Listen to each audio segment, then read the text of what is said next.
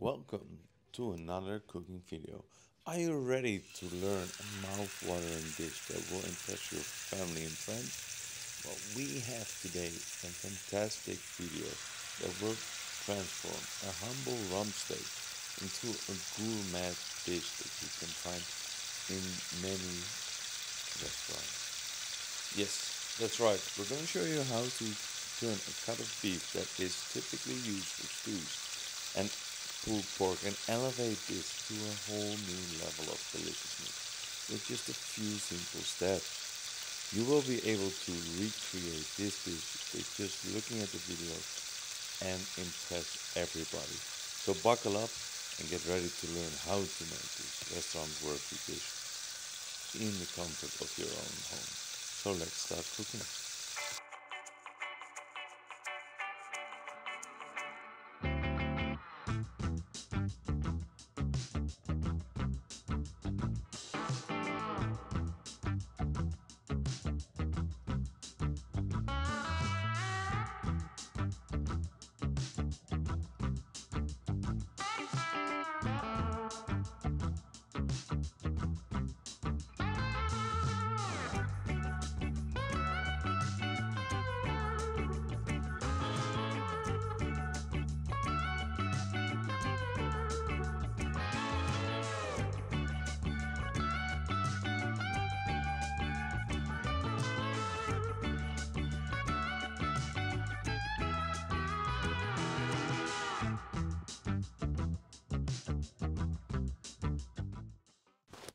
Once you got a nice sear on every side of the rump, it's time to get it out of the pan.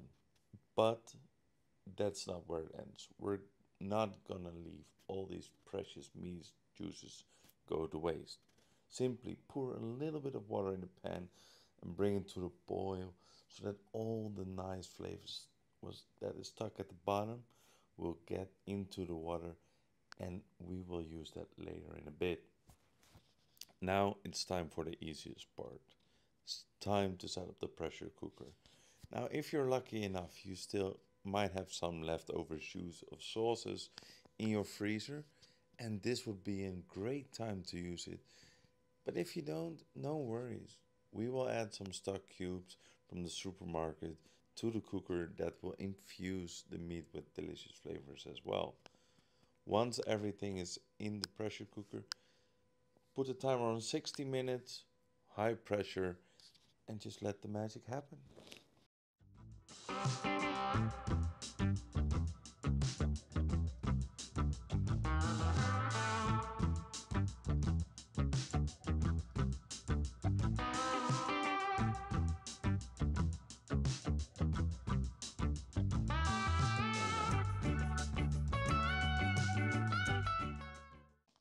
Now that the pressure cooker has finished its job and the pressure is released, it's time to carefully open up and remove the heat. But hold up, it's not quite done yet. We need to let the meat cool down, like put it on a plate, put it in the fridge, and let it cool down, let it get hard again, because that is what we want for later on. And meanwhile, while the meat is cooling down, we can focus on our delicious jus to turn it into glaze. So we start off by straining that in a large pot and bring that to a boil. It might take a little while to boil, so 10 after 10-15 minutes go check on it. It needs to reduce pretty far to intensify all the delicious flavor and love and care that we put into it and turn it into a luscious glaze for the meat. As you reduce the jus, you may notice that there might become or that there will get a small layer of oil and fat on top of the surface.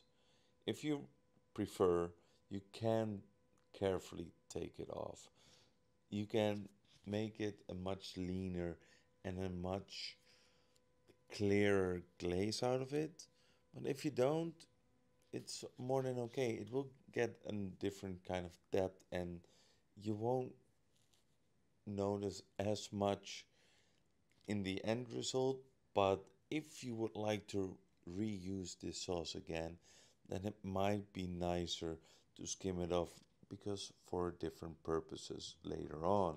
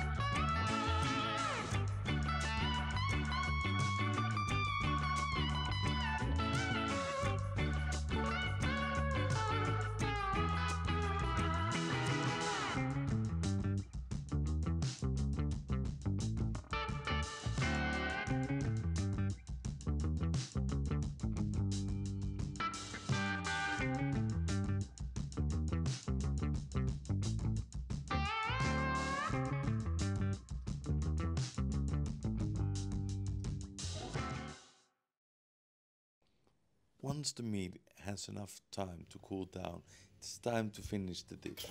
Take a sharp knife and slice a nice thick piece out of it.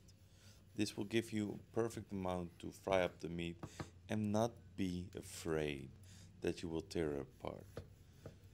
Now heat up a frying pan and give your slice a nice sear on both sides. Now if it's nicely colored, it's time to add a spoon or like a nice amount of the glaze of the choux that you just made, and then cover it all in it. Bring that to a boil, and then the sauce will only infuse back into the meat and make it really rich and savory in flavor. And to finish it up, you can take out the meat and then finish up the sauce that you just created, the glaze, a little bit more. You're just adding a spoon of butter if you want.